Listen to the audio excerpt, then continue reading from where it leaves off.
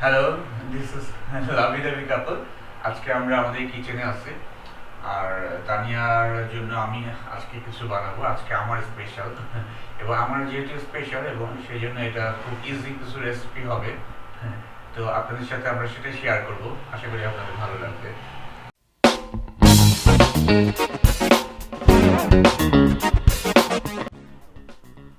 আমরা এই রেসিপির জন্য কিছু আলু কেটে নিয়েছি স্লাইস করে। এরপরে এর সাথে আমরা হলুদের গুঁড়া মিশিয়ে নিচ্ছি। তারপরে পরিমাণ মতো আমাদের কিছু লবণ অ্যাড করে নিব।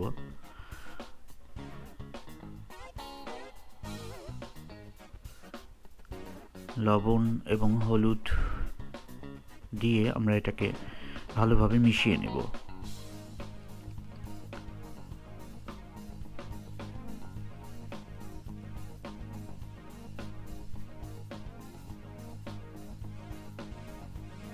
ভালো করে মেশানো হয়ে গেলে আমরা একটা ফ্রাই প্যানে তেল দিয়ে দিচ্ছি।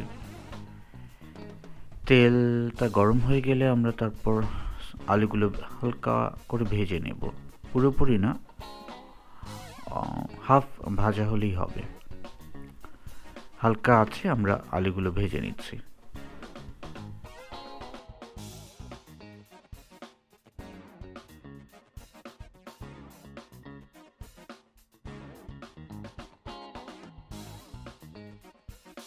যেহেতু অনেকগুলো আলু একবারে আমরা ভাজতে পারিনি, তাই আরেকবার প্রথম ধাপে ভাজা হয়ে যাওয়ার পর আরেকবার পরের ধাপে ভেজে নিচ্ছে আলুগুলো।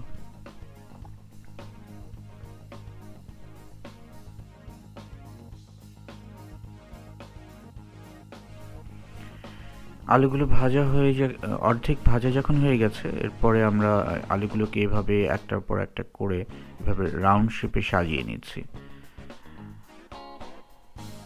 রাউন্ড শেপে সাজিয়ে নেওয়ার পর এটা আমরা আবার চুলায় দিয়ে দিব। চুলায় দিয়ে আমরা তেল দিয়ে দিব আর কি। তখন যে পুরোটা আসলে আলুটা তখন পুরোটা ভাজা হয়ে যাবে।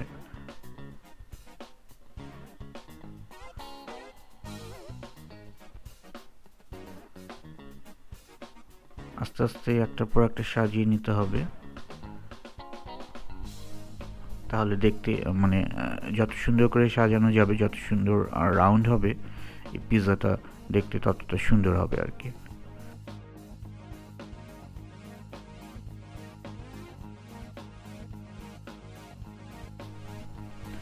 আমরা এখন এটা আলুটা চুলায় বসিয়ে দিয়েছি ফ্রাই প্যানে। তারপরে তেল দিয়ে দিচ্ছি।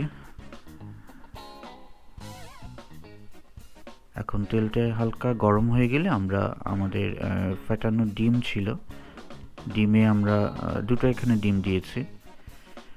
ডিমের মধ্যে কিছু টমেটো কুচি, কাঁচামরিচ, লবণ পরিমাণ মতো দেওয়া হয়েছে।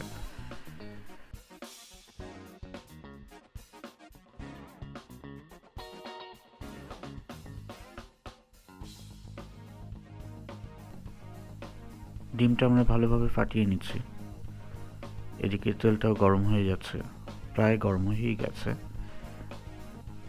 ডিমটা আমরা দিয়ে দিলাম এবং তাপ একটু কমিয়ে দিয়ে আমরা ঢেকে দিব। এটা হালকা আছে আস্তে আস্তে ভাজা হয়ে যাবে।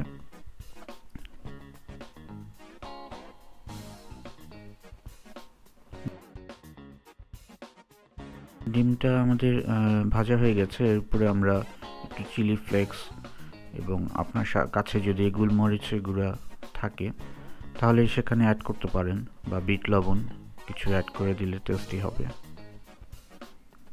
আমরা এখানে চিলি ফ্লেক্স দিয়ে দিয়েছি, তারপর ঢেকে দিলাম এবং তাপটা একদম কমিয়ে দিলাম। ব্যাস রেডি আমাদের এগ পটেটো পিৎজা। এটা খুব সহজেই তৈরি করা যায় এবং অল্প সময়ে তৈরি করা যায়। বিকালে অথবা সন্ধ্যায় নাস্তা হিসেবে এটা দারুণ। আমরা এটা খেয়েছি এবং প্রায় সময় খাই আর কি। তো আপনারাও ট্রাই করে দেখতে পারেন, কেমন লাগলে আমাদেরকে জানাবেন। আশা করি আপনাদেরও ভালো লাগবে। আজ এই পর্যন্তই। ভালো থাকবেন, সুস্থ থাকবেন।